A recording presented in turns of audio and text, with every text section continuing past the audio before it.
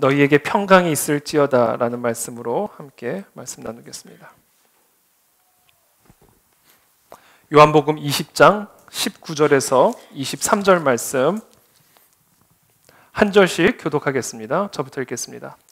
이날 곧 안식 후 첫날 저녁 때에 제자들이 유대인들을 두려워하여 모인 곳의 문들을 닫았더니 예수께서 오사 가운데 서서 이르시되 너희에게 평강이 있을지어다. 이 말씀을 하시고 손과 옆구리를 보이시니 제자들이 주를 보고 기뻐하더라. 예수께서 또 이르시되 너희에게 평강이 있을지어다. 아버지께서 나를 보내신 것 같이 나도 너희를 보내노라. 이 말씀을 하시고 그들을 향하사 숨을 내쉬며 이르시되 성령을 받으라. 함께 읽습니다. 너희가 누구의 죄든지 사하면 사여질 것이요 누구의 죄든지 그대로 두면 그대로 있으리라 하시니라. 아멘. 지난 2주 전인가요? 저희가 윌버포스 위크 주간 동안에 귀한 우리 강사분들을 모셔서 또 귀한 강의를 듣는 그런 시간들을 가졌습니다. 그리고 함께 기도하는 시간을 가졌는데요. 맨 마지막 금요일 날 오셨던 우리 모퉁이돌 선교회 이상 목사님 강의가 특별히 마음에 많이 와닿았습니다. 우리 이상 목사님은 미국 시민인데 실제로 이 북한에 지하 교회를 개척하는 일을 하고 계십니다. 그냥 우리가 지하 교회를 위해서 기도하는 게 아니라 실제로 북한의 지하 교회를 개척하는 일을 하고 계셔요. 그러면서 우리에게 말씀하시기를 왜 그걸 불가능하다고 생각하는지 이해를 못하겠다는 거예요. 실제로 그 일이 지금 일어나고 있고 작년 한 해만 26개의 교회가 개척이 됐고 지금까지 그 모퉁이돌 선교회에서 1,700개가 넘는 지하 교회를 지금 북한에 세우셨다고 합니다. 그러면서 그 안에 있는 많은 지하 교회 성도들의 이야기들을 구체적으로 말씀은 못 해주셨지만 그래도 우리와 함께 나눠주시면서 정말 큰 도전이 됐고 정말 우리가 이 북한에 있는 성도들을 위해서 우리가 기도해줘야 되겠구나, 기도해야겠구나 라는 강력한 사명을 제 마음속에 다시 한번 받는 그런 시간이었습니다. 그 북한의 지하교회 성도들의 이야기를 들으면서 정말 생명을 걸고 중국에 넘어가서 우연히 복음을 들은 자들이 이 복음을 나만 들을 수 없다, 성경을 들고 요만한 성경을 가지고 다시 북한으로 들어가 가족들에게, 친지들에게, 주변 사람들에게 생명을 걸고 복음을 전도하는 그와 같은 분들이 지금 이 순간에도 북한 땅에 있습니다. 놀랍지 않습니까? 그들의 이야기를 들으면서 진짜 그리스도인에 대한 갈망을 갖게 됐어요. 정말 저렇게 생명을 걸고 총살이거든요. 걸리면 공개 처형이거든요. 여러분 그리스도를 믿으면 복음을 전하면 공개 처형을 당한다. 그럼에도 불구하고 복음을 전할 수 있을까요? 저 여러분들이 어떨까 모르겠어요. 제 자신에게 적용해봤어요. 오늘 주일 예배 가다가 잘못 붙잡혔다가는 공개 처형 당한다. 예배를 드리러 올 수 있을까요, 우리가? 이분들은 진짜구나. 진짜구나. 진짜가 되고 싶은 갈망이 제 안에 들어왔어요. 그 설교를 들으면서.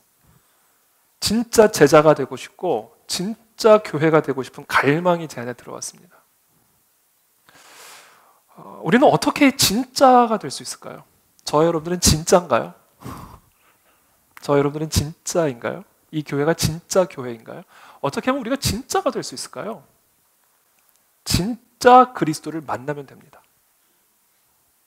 그분들이 우리보다 특별히 더 많은 것을 배워서가 아니에요. 그분들이 특별히 우리보다 심성이 더 좋아서가 아닙니다. 진짜 그리스도를 만나면 진짜가 되는 거예요. 결국 우리가 질문해야 할 것은 이거예요. 진짜를 만났는가, 나는? 진짜 부활하신 그 진짜 그리스도를 내가 진짜 만났나?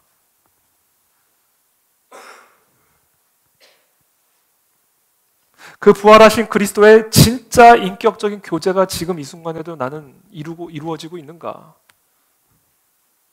아니면 그냥 부활하신 그리스도에 대한 소식만 들었는가? 근본적으로 다른 이야기입니다. 부활하신 진짜 그리스도를 만난 자만이 총뿌리 앞에서도 어떤 박해와 억압 속에서도 모든 죽음을 압도하는 그 부활하신 그리스도의 평강을 누리는 자만이 그 그리스도를 따라갈 수 있고 전할 수 있는 거예요. 저와 여러분들은 진짜 그리스도인인가? 제자들 보십시오, 제자들. 이 제자들이 어떤 사람이었습니까?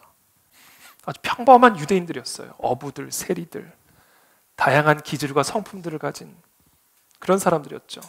이 제자들이 어떤 수준의 사람이었는지를 확인할 수 있는 아주 단편적인 예가 성경에 많이 기록이 되어 있습니다.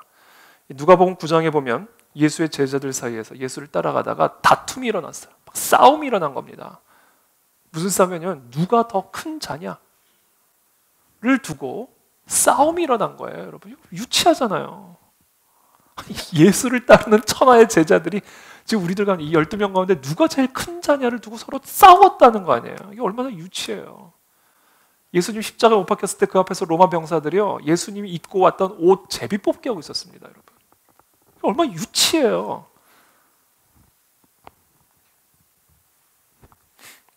사람들은요, 이 서열이 정해져야 안정감을 갖는 경향이 있습니다. 그래서 특별히 우리나라 사람들이 그런 경향이 강해요. 그래서 우리는 만나면 무엇부터 확인하죠? 나이부터 확인합니다. 네가 더 위냐, 내가 더 위냐. 이게 확인이 돼야 안정감을 느껴요. 우리나라 사람들이 특별히 갖고 있는 경향이죠. 예수님은 그와 같은 안정감을 아주 의도적으로 깹니다. 어린아이를 딱 세워놓고 이 어린아이 같은 자를 받아들이는 자가 큰 자고 이와 같이 작은 자가 큰 자다. 아주 의도적으로 깨죠. 서열을 정해준 게 아니에요. 그걸 깨버립니다. 다투지 못하도록 서열을 정해준 게 아니라 그걸 깨버렸다고요. 유치함을 깨주신 거죠. 지금 하나님의 나라라는 대의 앞에서, 복음이라는 이 대의 앞에서 지금 뭐 하냐는 거죠. 뭐 하냐는 거죠. 마가복음 8장에 보면 7병2어의 기적이 기록이 되어 있습니다. 5병2어와는 또 다른 기적이죠. 7병2어죠. 4,000명을 먹이셨어요. 직후에 배를 타고 이동을 하는데 제자들이 그 남은 떡을 다 못 가져오고 딱 한 개만 가져왔어요. 근데 마침 예수님이 질문합니다. 헤롯의 누룩을 조심하라. 바리새인의 누룩을 조심하라. 그랬더니 이 제자들이 즉각적으로 무슨 생각을, 떡 두고 온 거 얘기하시는구나. 아, 이거 어떡하냐, 떡을 두고 왔네. 그러니까 예수님이 답답하셔가지고, 내가 5병2어로 7,000명 먹였을 때 몇 광줄이 남겼지? 내가 지금 7병2어로 지금 바로 직전에 이렇게 먹여놓고 몇 광줄이 남겼지? 그런데도 무슨 말인지를 못 알아듣겠느냐? 귀가 있어도 듣지 못하는 자들아. 이게 제자들의 수준이었어요. 베드로는 어떻습니까? 죽을 때까지 예수님 버리지 않겠다던 사람이 예수님 잡혀가니까 3번을 아주 의지적으로 결단을 다해 3번을 부인하잖아요. 이게 제자들이었습니다. 그런데 이 제자들에게 혁명적인 변화가 일어난 거예요. 하루아침에. 시간을 두고 일어난 것도 아닙니다. 며칠 상관으로 혁명적인 변화가 일어나 버린 거예요. 전승에 따르면 마태는 에디오피아에서 복음을 전하다 칼에 찔려 죽었고요. 마가는 이집트의 알렉산드리아에서 말에 끌려가다 죽었고요. 말에 끌려서. 누가는 그리스에서 교수형을 당하고요. 베드로는 거꾸로 십자가에 달려 죽었고요. 야고보는 예루살렘에서 몽둥이에 맞아 죽었고요. 세베대의 아들 야고보는 예루살렘에서 헤롯 아그리파 1세에 의해 참수형을 당했고요. 바돌로메는 터키에서 맞아 죽었고요. 안드레는 그리스에서 X자 십자가에 못 박혀 죽었고요. 도마는 인도에서 창에 찔려 죽었고, 유다는 화살에 맞아 죽었고, 마띠아는 돌에 맞은 뒤 목이 잘려 죽었고, 바울은 네로 로마의 치하에서 목이 잘려 죽었습니다. 어떻게 이런 일이 일어날 수가 있어요? 하루아침에 혁명적인 변화가 일어난 거예요. 이 사람들 안에. 도대체 무슨 일이 이들 안에 일어났을까요? 무슨 일이? 부활하신 그리스도를 만난 거예요. 그렇지 않고는 설명할 수 있는 방법이 없는 거예요. 진짜 부활하신 그리스도를 진짜 만났더니 진짜가 되는 거예요. 진짜가.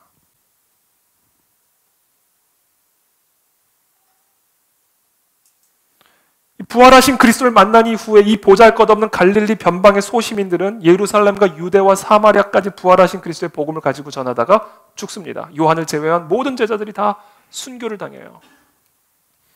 그러나 그것으로 끝이 아니었어요. 부활하신 그리스도를 그 뒤에 이어서 만난 폴리캅, 이레니우스, 터툴리안, 오리겐, 암브로시우스, 크리소스톰, 어거스틴, 존 위클리프, 존 후스, 마틴 루터, 바하, 요한 웨슬레, 조나단 에드워즈, 윌리엄 윌버포스, 데이비드 리빙스턴, 언더우드, 아펜젤러, 길선주, 주기철, 손양원, C.S. 루이스, 한경직 빌리 그레햄에 이르기까지 이 평범한 사람들이 세상을 변화시켜버렸다는 거죠. 이들을 통해 그리스도의 말씀이 신학적으로, 철학적으로 체계화되기 시작하고, 부활하신 그리스도를 만난 이들을 통해 그와 같은 사상과 철학을 토대로 한 학교가 세워지고, 그와 같은 그 부활하신 그리스도를 만난 자들을 통해 문학이 일어나고, 과학이 일어나고, 정치학이 이루어지고, 경제학, 물리학, 화학, 심리학, 생물학의 발전들이 이루어지고, 부활하신 그리스도와 같은 이와 같은 자들을 통해 산업화, 노예가 해방이 되고, 복음이 우상 숭배하던 조선 땅에까지 들어와서 교회가 세워지고, 학교가 세워지고, 병원이 세워지고, 선각자들이 일어나고, 그러면서 국가가 세워지고, 그래서 이제는 선교사를 보내는 나라가 되어서 그 선교지에서 부활하신 그리스도를 증거하는 이와 같은 나라가 되었다라는 겁니다. 어떻게 이런 일들이 일어났죠?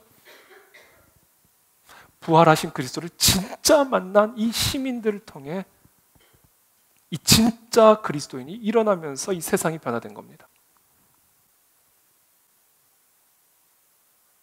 오늘 본문은 바로 이 제자들에게 일어났던 그 혁명적인 변화의 순간을 기록을 하고 있어요. 이게 오늘 본문의 내용입니다. 이날 곧 안식 후 첫날 저녁 때에 제자들이 유대인들을 두려워하여 모인 곳에 문들을 닫았더니 예수께서 오사 가운데 서서 이르시되 너희에게 평강이 있을지어다. 예수님을 배신했던 이 제자들이 부활하신 그리스도를 처음 만나는 순간입니다. 이 막달라 마리아로부터 예수님이 부활하셨다는 소식을 들은 이 제자들의 반응은 기쁨이 아니었어요. 두려움이었습니다. 이 말씀해 보시면 유대인들을 두려워하여 모인 곳에 문들을 닫았더니, 이 닫았다라는 헬라어 단어는 빗장을 채웠다, 꼭꼭 걸어 잠궜다라는 이야기입니다.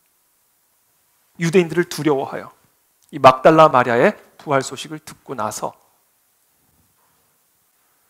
도대체 왜 부활의 소식이 이들에게는 두려움의 소식이었을까요? 왜 유대인들이 두려웠을까요? 예수님이 부활하셨다는데 왜 기뻐서 날뛰지 않고 찬양하지 않고 문을 걸어 잠그고 숨어 있었을까요?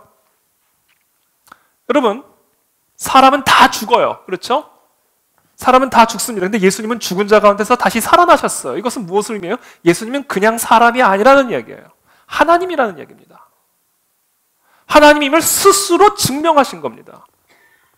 그러니까 그동안 우리가 허투루 들었던 예수의 말은 그냥 사람의 말이 아니라 우리를 지으신 하나님의 말씀이라는 이야기예요. 그러니까 이제는 가이사도 그 앞에 무릎을 꿇어야 되는 거예요. 부활하신 이상, 그 누구도 부활하신 그리스도 앞에서 그 누구의 권위도 내세울 수가 없는 거예요. 하나님이시니까. 이제는 가이사 중심으로 만들어졌던 모든 세상의 질서들이 이제는 부활하신 그리스도 중심으로 재편되어야 되는 거예요.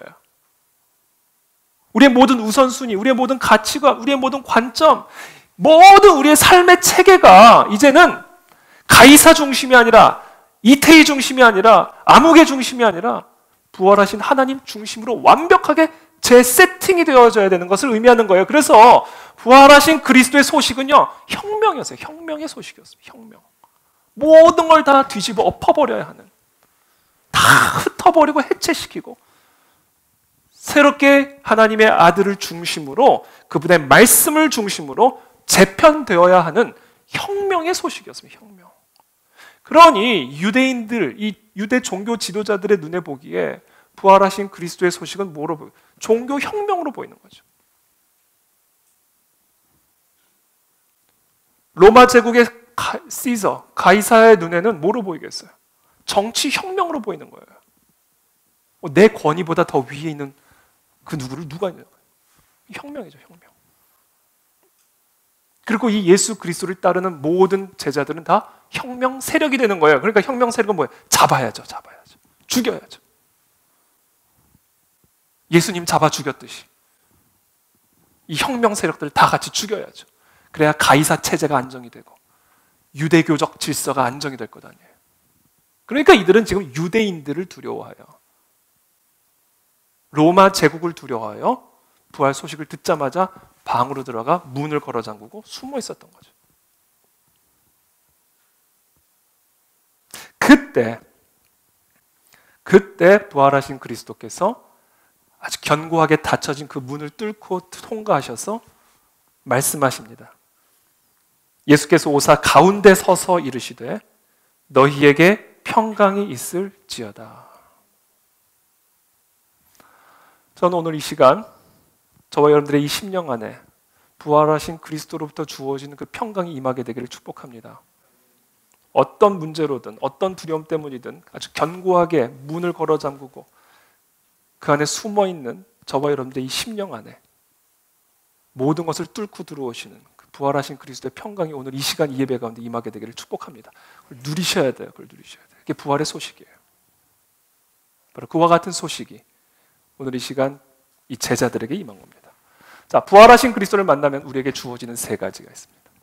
이 세 가지를 받으면 우리는 진짜 그리스도인이 됩니다.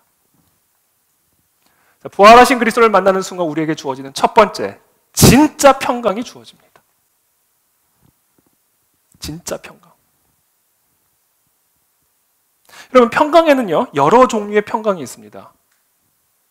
돈이 주는 평강이 있어요. 우리 월급남 되면 막 평강이 임하잖아요. 물론 짧은 시간이지만. 그리고 또 한 달을 기다리긴 해야 되지만, 그래도 평강이 들어와요. 이게 돈이 주는 평강입니다. 건강이 주는 평강이 있어요. 큰 병인 줄 알고 병원에 갔더니 아무것도 아니에요. 그때 우리가 느끼는 이 평강. 말할 수 없는 평강이죠.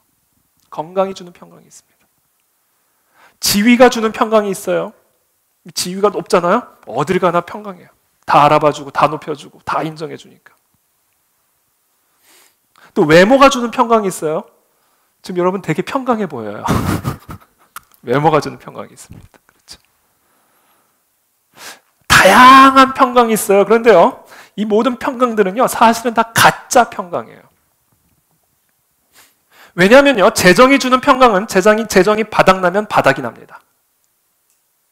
권력이 주는 평강은요, 권력이 사라질 때 함께 사라져 버립니다. 그래서 이 평강은 진짜 평강이 아니야. 가짜예요. 다 가짜. 평강의 모양은 있지만 평강의 능력이 없어요. 그러나 부활하신 그리스도께서 주시는 평강은요, 죽음도 극복할 수 있는 평강이에요. 죽음의 두려움도 이길 수 있는 평강이에요. 왜? 이 평강은요, 죽음을 정복하신 분이 주시는 평강이기 때문에 그래요. 죽음을 이기신 분으로부터 주어지는 평강이기 때문에 이 평강을 누리는 자는요, 죽음의 두려움도 이길 수 있어요. 이게 진짜 평강입니다. 이게 진짜 평강이에요. 어떤 재정의 문이 닫혀도 그 닫힌 문을 뚫고 들어오는 평강이에요. 어떤 건강의 문이 닫혀도 그 문을 뚫고 들어오는 평강이에요. 생명의 문이 닫혀도 그 생명의 문이 닫혀도 그 죽음의 벽을 뚫고 들어오는 평강이에요. 이게 바로 죽음을 정복하신 부활하신 그리스도께서 우리에게 주시는 평강입니다. 이 평강을 누리게 되기를 축복합니다. 이 평강을 가진 자가 진짜 그리스도인이에요. 진짜 그리스도. 특별히요, 우리가 의지하며 살아가는 가짜 평강 가운데 대표적인 게 있는데 그게 바로 익숙함으로부터 오는 평강입니다. 우리는요, 사람은요, 자기가 익숙한 것에서 평강을 느껴요. 익숙해야 안정감을 느낍니다. 여러분, 요요 현상이라고 아시죠? 요요 현상. 다이어트 전문 용어입니다. 왜 요요 현상이 일어나는지 아세요? 저는 우리 성도들이 다이어트까지 걱정하는 목사예요. 왜 요요 현상이 일어나는지 아세요? 사람들이요, 살을 빼기 위해서 운동을 하잖아요. 적정 체중까지 감량합니다. 그런데 많은 사람들이 결국에는 다이어트에 실패하는 이유가 바로 요요 현상 때문인데, 일단 체중을 원하는 만큼 감량한 이후에는 자꾸 허기가 지고 칼로리가 높은 음식이 자꾸 눈에 들어오고, 야, 내가 무슨 미스 코리아가 될 것도 아닌데 이 정도면 됐지, 이런 마음들이 스멀스멀 들어오면서 예전의 식습관, 예전의 생활 습관으로 다시 돌아가는 거예요. 그래서 우리가 이것을 요요 현상이라고 합니다. 갔다가 돌아오는 거죠.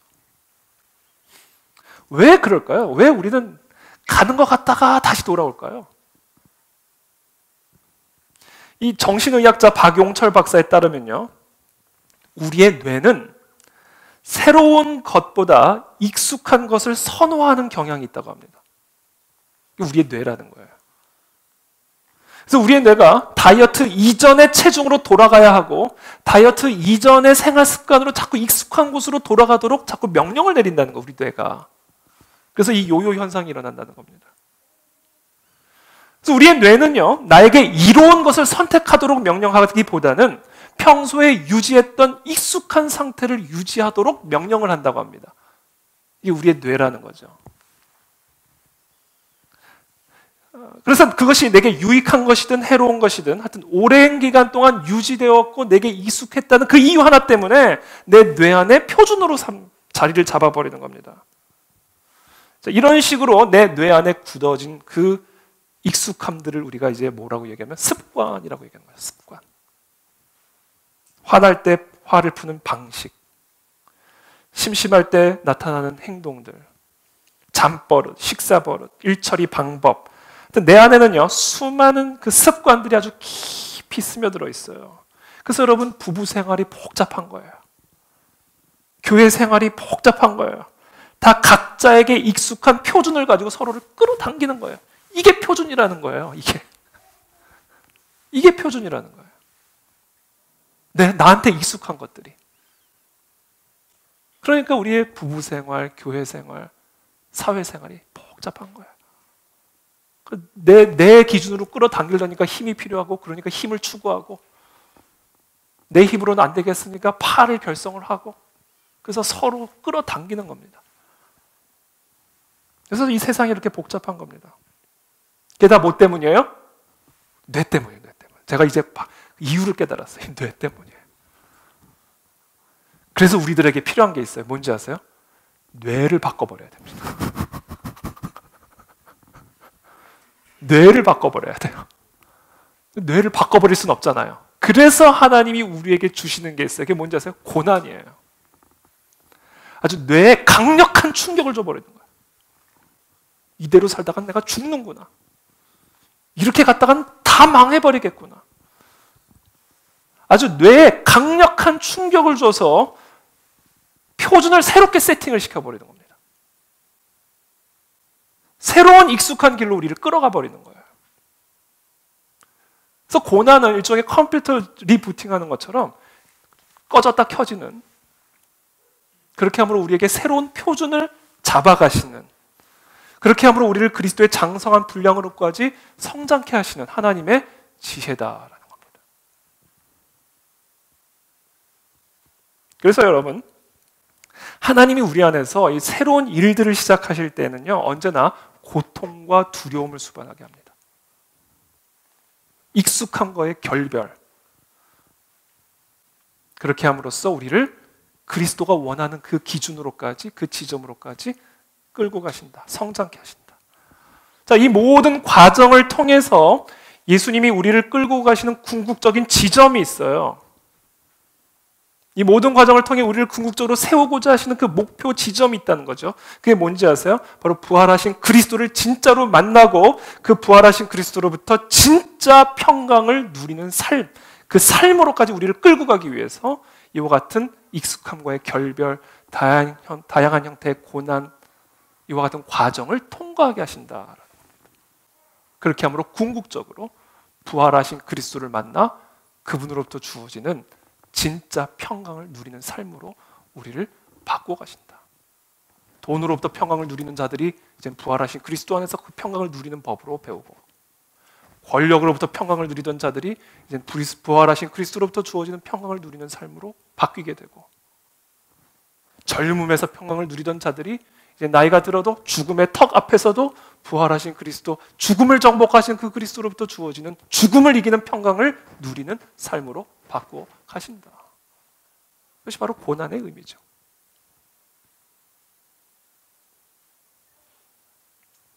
저는 그와 같은 축복이 우리에게 임하게 되기를 바랍니다.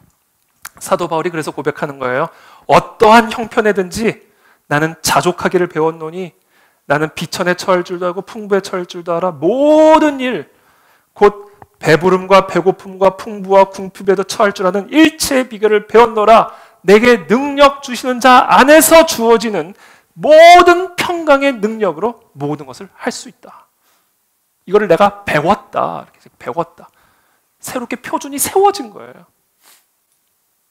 이런저런 고난과 삶의 여정과 과정을 통해 이 비결을 부활하신 그리스도 안에서 배운 겁니다. 두 번째, 진짜 그리스도를 만나면 우리에게 첫 번째 진짜 평강이 주어지고요. 죽음도 이기는 평강입니다. 이 죽음도 이기는 평강이 우리 안에 임하면 임하는 두 번째 진짜가 있어요. 그게 뭔지 아세요? 진짜 권세가 주어집니다. 죽음을 이기는 평강, 그것은 죽음을 이기는 권세예요.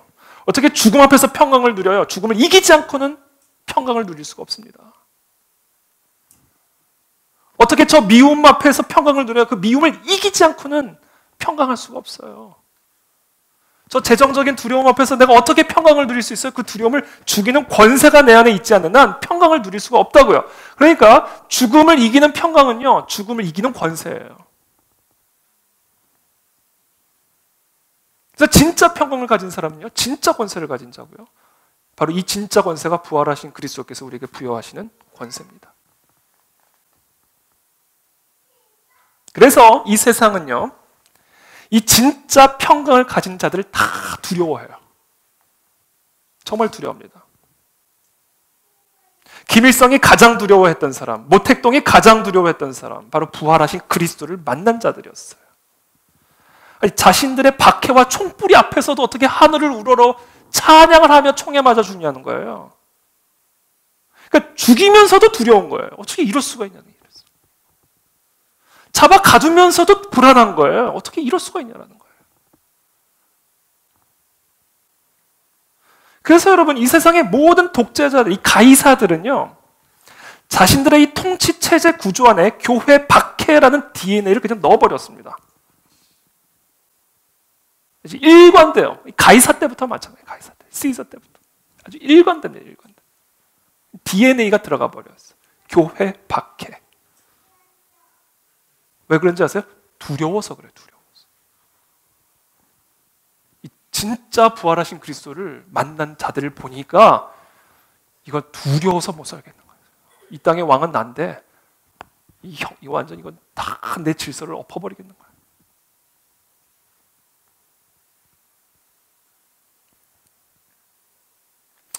무엇이 저 그리스도인들을 저토록 강하게 만드는 것일까? 무엇이 저들로 하여금 우리의 권위 앞에 굴복지 못하게 만들고 우리의 총뿌리 앞에서도 저렇게 평안한 모습으로 찬양을 하게 만들까? 그것이 무엇일까? 그것이 바로 부활하신 그리스도라는 것을 이들은 아는 거예요.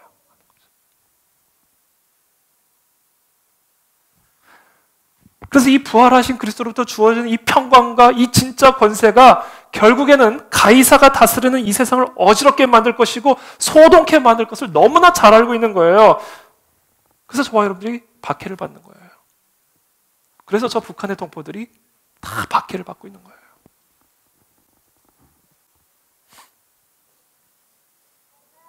그렇다면 이 진짜 평강 그리고 이 진짜 권세는요, 어떻게 우리가 얻을 수 있을까요? 어디서 이것을 얻을 수 있을까요? 어떻게 하면 우리는 부활하신 그리스도를 만날 수 있을까요? 이 주님의 못자국과 창자국을 본 자들에게만 이와 같은 진짜 평강과 진짜 권세가 주어질까요? 어떻게 우리는 부활하신 그리스도를 오늘 이 순간 만날 수가 있을까요? 그 비결을 오늘 예수님이 함께 말씀하십니다. 20절부터 제가 읽어드릴게요. 너희에게 평강이 있을지어다. 이 말씀을 하시고 손과 옆구리를 보이시니 제자들이 주를 보고 기뻐하더라. 예수께서 또 이르시되 너희에게 평강이 있을지어다.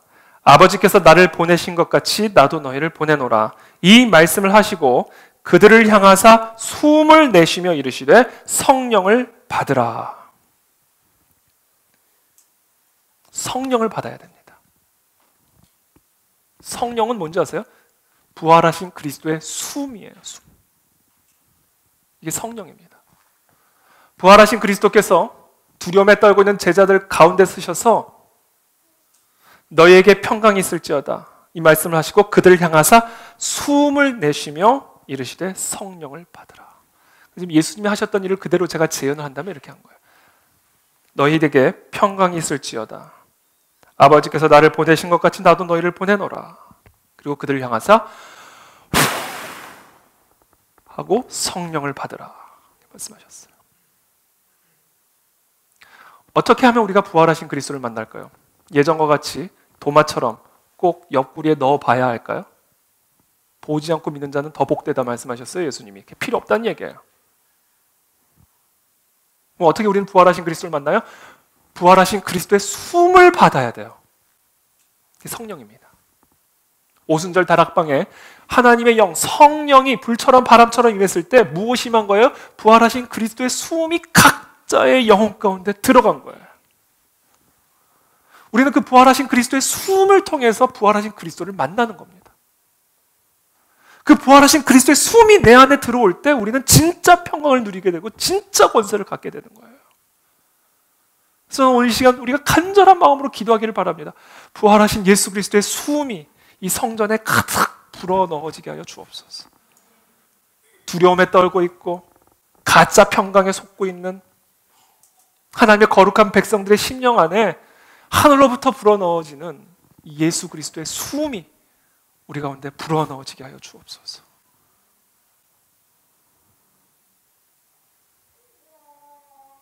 성령을 받아야 됩니다, 여러분. 성령이 임해야 돼요. 어떻게 하면 성령을 받을 수 있을까요? 우리는 이 오순절 다락방에 임했던 성령 사건, 예수 그리스도, 부활하신 그리스도의 숨이 그 자리에 모여있는 자들에게 불어넣어지는, 그래서 그들에게 진짜 평강이 들어가고 그들에게 진짜 권세가 들어가면서 온 예루살렘과 사마리아 땅끝까지 탁 퍼져나가 죽음을 가하고 복음을 전하는 그 역사적 기록을 통해 우리는 어떻게 이 시대의 그와 같은 역사를 우리가 똑같이 누리고 초대교회와 같이 전역으로 흩어져 심지어 저 사선까지 넘어가 그리스도의 복음을 증거하는 진짜 교회가 될 수 있을까? 사도행전에 기록이 되어 있습니다. 사도행전 1장 14절 15절의 말씀이에요. 여자들과 예수의 어머니 마리아와 예수의 아우들과 더불어 마음을 같이하여 오로지 기도에 힘쓰더라. 모인 무리의 수가 약 120명이나 되더라. 이렇게 기록이 되어 있습니다. 이 말씀을 보면요, 예수 그리스도의 숨이 임하는 그 사건에 나타난 특징이 있어요. 첫 번째 특징, 무리들이 모여서 기도를 했습니다. 여자들과 예수의 어머니 마리아와 예수의 아우들과 더불어 마음을 같이하여 오로지 기도에 힘쓰더라. 모인 무리의 수가 120명이 되더라. 이 120명 정도 되는 수가, 그 무리들이 모여 있었어요. 이 모여 있는 무리들 위에 부활하신 그리스도의 숨이 임한 겁니다. 특징 넘버 원이에요. 진실로 다시 너희에게 이르노니 너희 중에 두 사람이 땅에서 합심하여 무엇이든지 구하면 하늘에 계신 내 아버지께서 그들을 위하여 이루게 하시리라. 왜 한 사람이라고 안 하셨을까요? 한 사람이라도 기도하면 내가 응답하리라. 왜 그렇게 얘기 안 하셨을까요? 두 사람이. 두세 사람이 내 이름으로 모인 곳에는 나도 그들 중에 있느니라. 모여 있는 무리들 가운데 부활하신 그리스도가 그 가운데 서십니다. 모여야 돼요. 그래서 부활하신 그리스도의 숨이 임하는 공동체는 모여있는 무리들,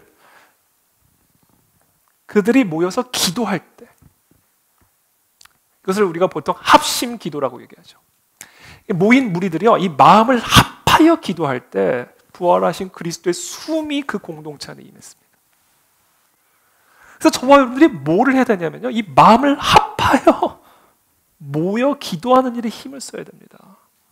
물론 각자 집에서 기도해도 되죠. 사무실에서 기도해도 좋아요.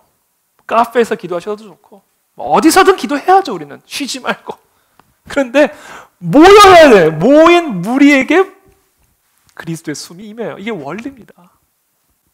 아니, 왜 각자의 집에서 기도할 때 각자에게 임하시면 좋대지? 왜 이래요? 이 원리라는 거, 원리. 마음을 합하여. 그래서 저와 여러분들이 이 그리스도로부터 주어지는, 부활하신 그리스도로부터 주어지는 이 진짜 평강, 진짜 권세를 누리고 싶잖아요. 그러면 모이기를 힘써야 돼요. 이 기도의 자리에 모이기를 힘쓰셔야 됩니다. 그래서 제가 자꾸 모이자 마음을 합하여 기도하자.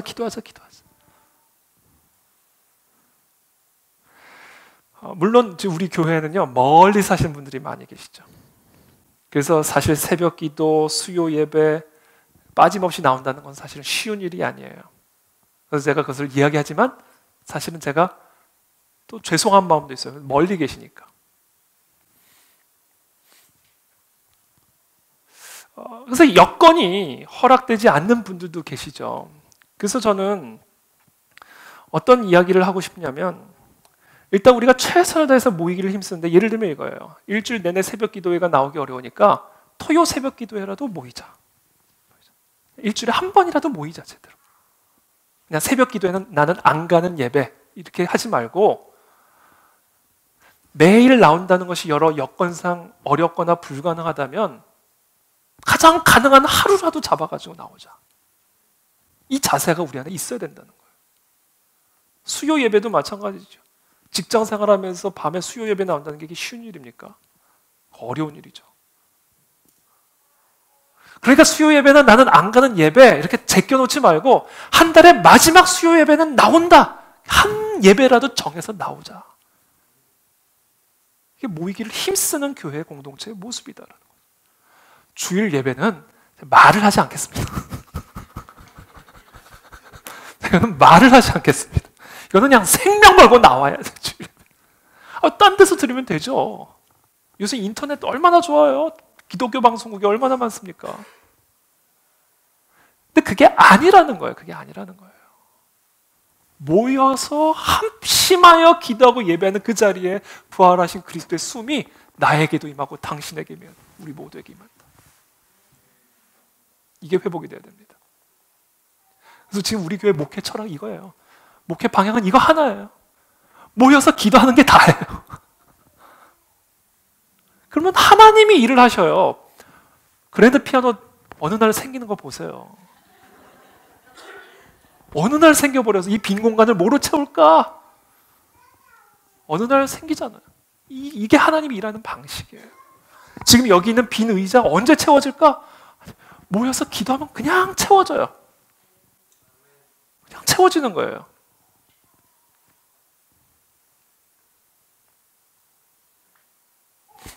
두 번째 특징이 있어요. 반복된 얘기처럼 들리지만요. 첫 번째 특징을 좀 더 강조하는 메시지입니다. 그 무리들이 뭘 했냐면 오로지 기도에 합심했다는 거예요. 오로지. 이 오로지란 단어가 핵심입니다. 이 120명의 무리들이 하나같이 전부 다 기도만 했다는 거예요. 기도도 하고 이것도 하고가 아니라 오로지 기도만 했다라는 기도도. 그러면 기도는 영혼의 호흡이에요. 영혼의 호흡, 우리 육신의 호흡을 하고 있잖아요. 쉬지 않잖아요, 지금. 그와 마찬가지로 기도는 영혼의 호흡이에요. 그래서 우리 모두가 모인 무리들이 한 자리에서 이 영혼의 호흡을 계속해서 할 때 부활하신 그리스도의 숨이 이 호흡 속으로 들어오는 거예요. 우리의 영혼의 호흡과 그리스도의 호흡이 만나는 역사가 일어난다. 언제? 이 안에서 오로지 부활하신 그리스도, 아니 우리의 영혼의 호흡이 계속해서 이루어질 때, 계속해서 이루어질 때, 어느 날 어느 순간 하늘에서부터 불처럼 바람처럼 부활하신 그리스도의 숨이 우리의 호흡 속으로 훅 들어와 버리는 거예요. 이게 오순절 다락방에서 일어났던 사건이죠. 그게 들어올 때 우리는 진짜 평강, 죽음 앞에서도 웃을 수 있는, 여러분 이게 상상이 되십니까? 그게 된다니까요. 마지막으로 세 번째, 이 진짜 평강이 들어오고요, 진짜 권세를 누리게 되잖아요. 그러면 진짜 사명이 주어집니다.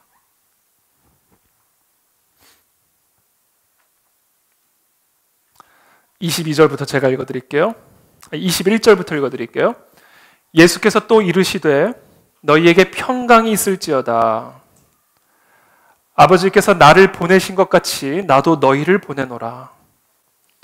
이 말씀을 하시고 그들을 향하사 숨을 내쉬며 이르시되, 성령을 받으라. 너희가 누구의 죄든지 사하면 사하여질 것이요 누구의 죄든지 그대로 두면 그대로 있으리라 하시니라. 진짜 사명이 주어지죠. 하나님이 나를 보낸 것처럼 이제 내가 너에게 보내노라. 성령을 받으라. 진짜 평강, 진짜 권세를 받고 이 진짜 권세를 위해 나가라. 여러분, 사명을 이루기 전에 우리가 먼저 받아야 될 게 바로 이겁니다. 진짜 평강, 진짜 권세 없이 진짜 사명 감당 못합니다. 우리는 이 첫 번째, 두 번째 다 생략하고 그냥 바로 사명으로 가려고 그래요. 제가 한번 우리 그 태능에 월드컵 대표 선수들 축구 훈련하는 곳에 한번 우리 축구를 한번 하러 간 일이 있습니다. 이게 수준이 안 될수록 경기장은 좋은 데를 갔어요. 근데 우리 저는 이제 가자마자 신이 나가지고 처음 가보니까 천연잔디에서 월드컵 대표 선수들이 뛰는 훈련하는 그곳에서 너무 신이 나니까 뭐 준비 운동은 다 생략하고 그냥 볼부터 차기 시작했어요. 가자마자 너무 흥분이 되니까. 그리고 한참을 막 볼을 차고 있는데 저기서 대표 선수들이 늘 하면서 오는 거예요. 대표 선수들이 다 그 태극 마크 달린 그 유니폼을 입고. 제가 옆에서 봤는데요. 2시간을요. 그냥 뛰어요. 아무것도 안 해요. 그냥 뛰어요. 그것도 세게 뛰는 것도 아니에요. 조깅 수준. 풀고 이거 풀고. 그리고 한참 있다 볼을 들어요. 한참 있다. 이 국가대표는 이렇더라고요. 저 같은 아무것도 모르는 사람이나 가자마자 볼을 차지 진짜 볼 차는 사람은요 그냥 뛰어요. 그냥 단계가 있다요. 단계가. 지금 우리 아직 사명 감당할 때가 아니에요. 지금. 아직 우리 안에 진짜 평강도 없고 진짜 권세가 아직 있지도 않은데 무슨 사명을 어떻게 감당하겠다는 거예요.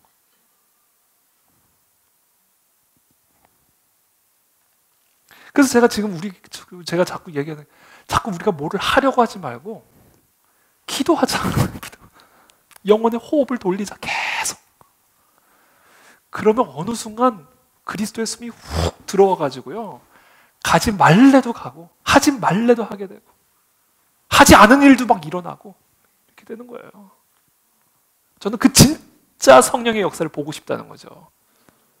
그 진짜 교회의 모습을 내가 경험하고 싶다는 거죠. 그게. 특별히 이 진짜 사명, 죄사함의 사명입니다. 예수님이 말씀하시죠. 너희가 누구의 죄든지 사하면 사하여질 것이요 누구의 죄든지 그대로 두면 그대로 있으리라. 이것은 물론 이 복음 전파라는 이 사명과 연계해서 우리가 이해해야죠. 예수 그리스도의 복음을 증거하여 그 복음을 받아들이는 자는 죄가 사해질 것이요 그 복음을 거부하는 자는 너희들이 전하는 그 복음을 거부하는 자는 그들의 죄가 그대로 있으리라 라는 얘기죠. 그러나 그것은 거기에만 국한된 이야기가 아닙니다. 너희들에게 죄를 지은 자를 네가 용서한 것, 내가 너를 용서한 것처럼 너희도 용서하라는 사명을 주신 거예요. 지금 용서의 사명. 예수님이 왜 이 땅에 오셨어요? 우리 죄 사하기 위해서 오신 거예요. 이게 예수님의 사명이었어요. 죄가 하나님과 우리의 관계를 끊어놓고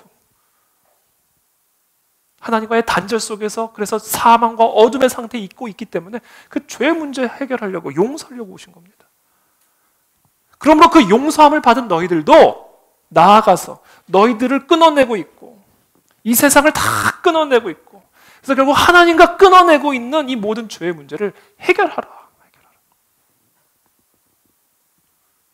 저는 여기서 예수님이 오시자마자 하신 말씀 너희에게 평강이 있을지어다 이 말씀에 저는 너무 큰 은혜를 받았어요. 그럼 이 제자들이요 두려워했던 이유 가운데 여러 가지 이유가 있죠. 제가 초반에 말씀드린 유대인 때문에 로마 군사 때문에 두려워했겠지만 가장 두려웠던 이유 중에 핵심은요 죄책감입니다. 죽었으면 끝이어야 되는데 끝난 줄 알고 배신했는데 다 끝난 줄 알고 다시는 안 만날 줄 알고 3번씩이나 살려고 부인을 했는데 다시 살아나셨다는 거예요. 얼마나 두려워요. 무슨 낯짝으로 봅니까? 예를 들면 이런 거예요. 내가 어떤 사람하고 만나는데 일을 하는데 너무 마음에 안 들어. 나 이 일 더러워서 못하겠다. 그럼 막 화를 내고 끝나버렸어요. 다시는 안 만날 생각을 하고. 근데 알고 봤더니 내가 사랑하는 여자의 아버지야. 뭐 이런 상황인 거죠.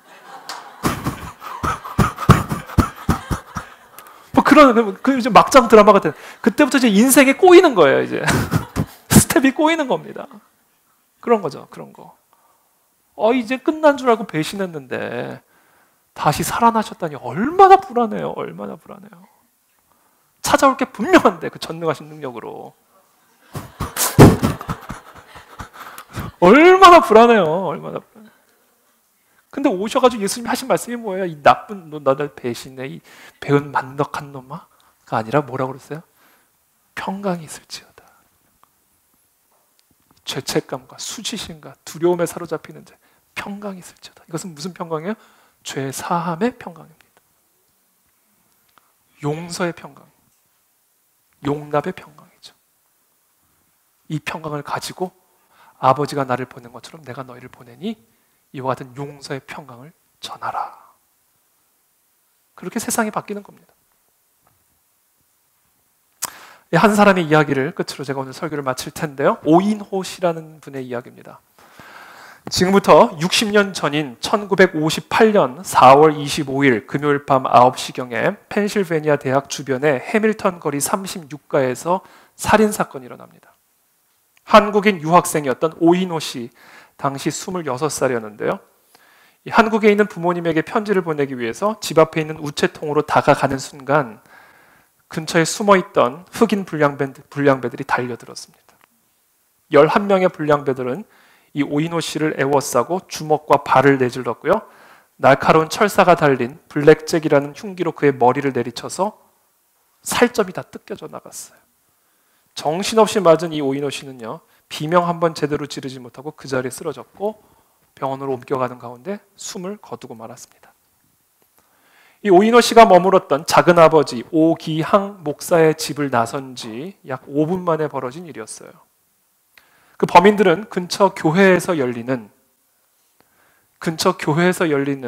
청소년 댄싱 파티 입장료 65센트를 마련하기 위해서 이런 짓을 저지른 것으로 결론이 났습니다. 모든 미국 언론이 이 청년들을 극형에 처해야 한다고 목소리를 높였고요. 결국 11명 중 3명이 살인 혐의로 유죄를 선고받았습니다. 모든 미국의 시민들이 이 오인호 씨의 참혹한 죽음 앞에서 안타까움과 분노를 표했죠. 그래서 이 오인호 씨의 장례식에 참석했던 필라델피아 시장님도 눈물을 흘리면서 말을 잇지 못했어요. 그러던 어느 날 이 필라델피아 시장님에게 편지 한 통이 한국에서 배달이 됐습니다. 이 오인호 씨의 아버지 오기병 장로님이 보낸 편지였어요. 그 편지의 내용이 이겁니다.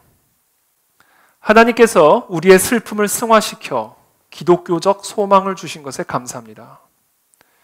인호의 사망 소식을 들었을 때 믿을 수가 없었고 큰 충격과 비탄에 빠졌습니다. 하지만 살인자들의 구원받지 못한 영혼과 인간성 마비에 대해서도 슬프게 생각합니다. 우리는 어떻게든 살인자들의 영혼을 구원하고 이들에게 생명을 불어넣을 수 있는 도구가 되기를 원합니다. 우리 가족은 가족회의를 열어 법이 허용하는 범위 안에서 가장 관대한 판결이 내려지도록 청원하기로 결정했습니다. 그들은 자신들이 저지른 범죄 행위가 희생자 본인과 그의 가족에게 어떤 결과를 가져올지 몰랐습니다. 교육적 빈곤이 살해의 직접적인 동기가 되었을 것이라고 생각합니다. 우리 가족은 이들이 석방된 뒤에 직업 교육 및 사회 적응의 목적으로 쓰일 수 있도록 기금을 적립하기로 했습니다. 그러면서 모금한 돈 500불을 함께 보냈어요. 이것은 죽임을 당한 이와 죽인 자들에게 생명을 주는 일이며 우리를 기독교적 사랑과 친교 안에 연결되게 하는 길이라고 생각합니다. 우리는 다만 우리의 죄를 대신하여 죽으신 예수 그리스도로부터 받은 성령으로 우리의 소망을 밝혔을 뿐입니다. 하나님의 축복이 미국 국민들과 특히 우리의 피부치인 아들을 죽게 한 이들에게 함께 하시기를 기원합니다. 부활하신 그리스도의 평강이 이들의 분노를 잠재워 주셨고 이들의 미움을 잠재워 주셨고 이들의 두려움과 근심을 다 잠재워 주신 거예요. 이게 어떻게 돼요? 죽음을 정복하신 그리스도로부터만 얻을 수 있는 겁니다. 그 진짜 평강이 주어질 때 이 모든 것들을 이길 수 있는 진짜 권세가 주어지는 것이고, 바로 이 진짜 평강과 진짜 권세를 통해 우리를 위해서 죽기까지 사랑하신 그 하나님의 아들을 증거하는 복음의 도구요 통로가 된다. 저는 이 오기병 장로 그리고 이분들의 가족이 특별한 분이었기 때문이라고 이런 일을 할 수 있었다고 저는 생각하지 않습니다. 이들을 특별하게 만들었던 것은 단 하나예요. 부활하신 그리스도예요. 부활하신 그리스도. 이분을 우리가 만난다면 우리는 어떤 상황과 환경 속에서도 진짜 평강, 죽음을 이기는 진짜 평강, 죽음도 죽일 수 있는 진짜 권세를 가지고 부활하신 그리스도의 복음을 증거하는 진짜 사명을 감당하는 그리스도의 몸된 교회가 될 수 있다라는 겁니다. 저는 이와 같은 은혜가 이 부활절에 부활하기를 축복합니다. 그래서 우리 모두가 소유하고 누리게 되기를 바랍니다. 그것을 위해서 우리가 함께 모여서 기도하는 일에 힘을 쓰게 되기를 축복합니다.